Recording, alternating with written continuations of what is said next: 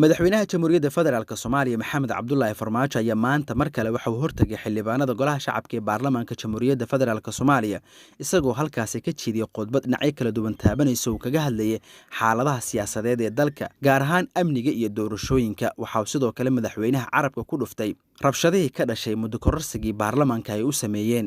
madaxweyne Maxamed Cabdullaahi Farmaajo ayaa ugu dambeyn kulankaasi waxa uu ka sheegay in dib loogu noqonayo heshiiskii doorashada 17 Sebtembar isla markaana si rasmi ugu wareejiyay doorashadii amnigeeda ra'iisul wasaaraha xukuumadda federaalk Soomaaliya Maxamed Xuseen Rooble.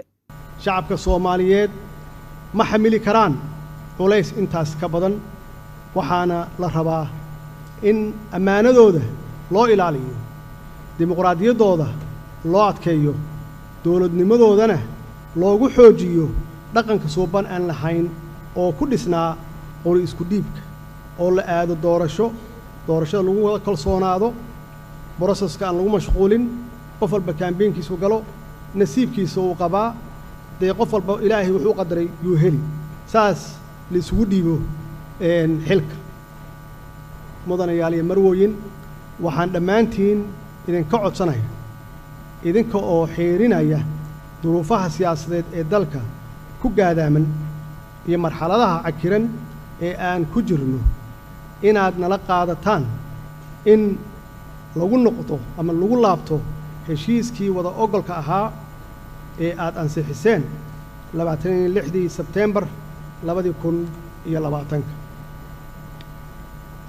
golaha sharafta leh, waxaan rabaa inaan caddeeyo in ra'iisul wasaare Maxamed Xuseen Rooble uu hoggaamin doono diyaarinta iyo hirgelinta doorashada iyo amniga doorashada, sidoo kale fulinta qorshaha amniga sida waafaqsan dastuurka dalka waxaa iska leh ra'iisul wasaaraha.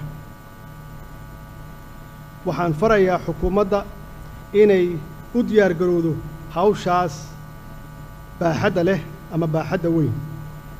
intaasi kadib xildhibaanada golaha shacabka ayaa cod gacantaaga ku meelmariyey dib ugu laabashada heshiiskii 17 Sebtembar, waxaana natiijada ku dhawaaqay gudoomiyaha golaha shacabka Maxamed Mursal Sheekh Cabdiraxmaan. oo codaynta aan isdegeysanno xildhibaanada, codaynta sidaan ayay u dhacday. heshiiska 17 Sebtembar in dib loogu noqdo wax ka aamusay ma laha, xildhibaan diiday ma laha, waxaa ogol u codeeyey 140 xildhibaan. sidaas awgeed waxaa loo noqday heshiiskii 17 Sebtembar sidaas uu ansax ku yahay. intaasi kadib madaxweyne Maxamed Cabdullaahi Farmaajo ayaa u mahad celiyay xildhibaanada golaha shacabka siday u meelmariyeen heshiiska doorashada 17 Sebtembar. gudoomiye waa mahadsantihiin, waa mahadsantahay adiga xildhibaanada sharafta leh. waxaan ku faraxsanahay aan idinkaga mahad celinayaa xildhibaanada sharafta leh inaad ku soo biirteen kalaabka tanaasul oo aad ummadda Soomaaliyeed u tanaasulsheen. haddaba si aan waqti badan nooga lumin,